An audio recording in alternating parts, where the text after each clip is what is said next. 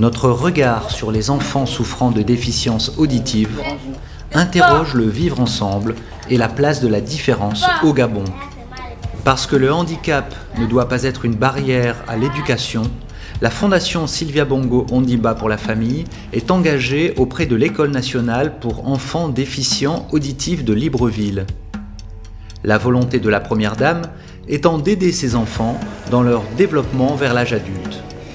Il y a 1 an, les enfants de l'ENEDA, encadrés par une troupe de danseurs professionnels, préparaient un spectacle de danse pour célébrer la fête nationale du 17 août.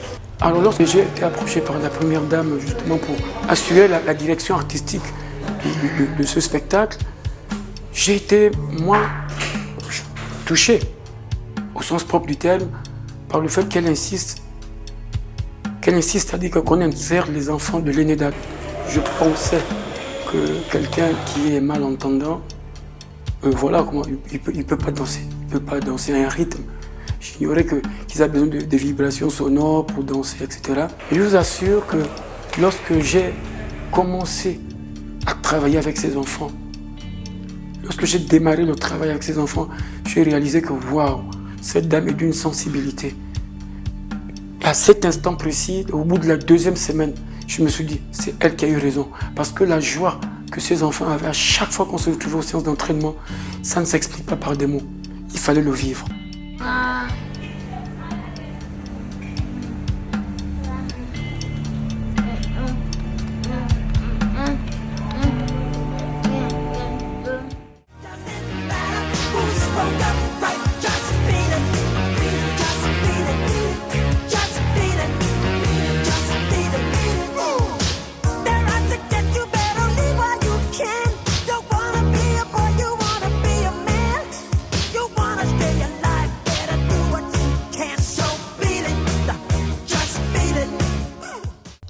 En janvier 2019, la Première Dame a fait appareiller les jeunes danseurs en herbe pour faciliter leur insertion dans la société gabonaise.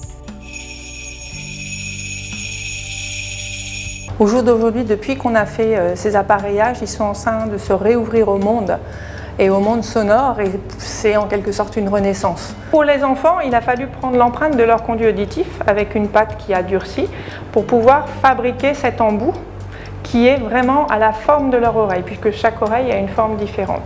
L'appareil est constitué d'un micro qui prend le son à l'extérieur, et ce son est traité ensuite par un microprocesseur qui est réglé en fonction de l'audition naturelle de l'enfant, que ce soit pour les graves ou pour les aigus. Et une fois que ce son a été amplifié en fonction des réglages, il va être restitué directement dans le conduit auditif pour permettre à l'enfant de percevoir le son qui a été adapté à son audition.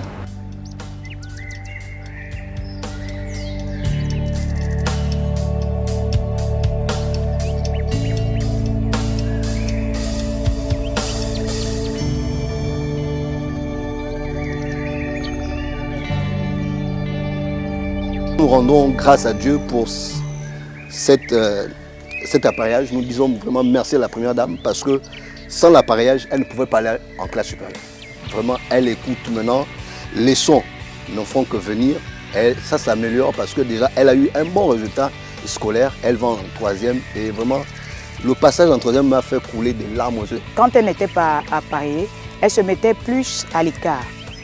Elle se mettait plus à l'écart et puis elle s'énervait facilement. Lorsqu'il y avait quelque chose qui n'était pas, qui était anormal pour elle, facilement elle pouvait s'énerver. Mais là, elle s'exprime.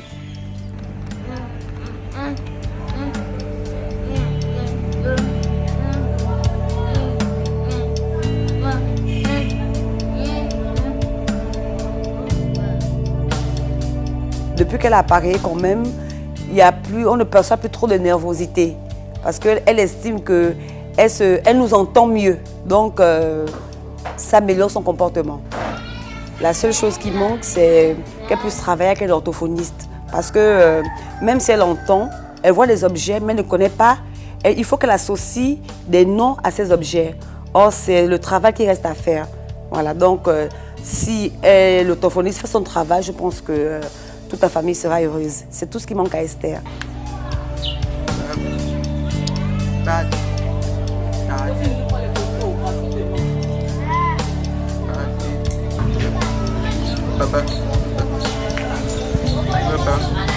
Maman. Baba. Darcy.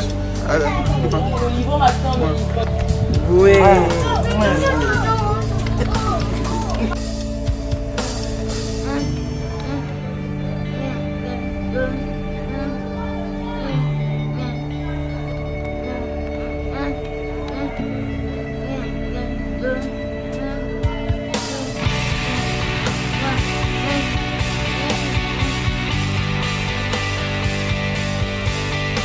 Parce que le combat contre l'exclusion est au cœur des actions de la Première Dame, la Fondation Sylvia Bongo Ondimba pour la famille accompagne ses enfants afin qu'ils bénéficient des mêmes opportunités que les autres et qu'ils s'accrochent à leurs rêves et à leurs ambitions.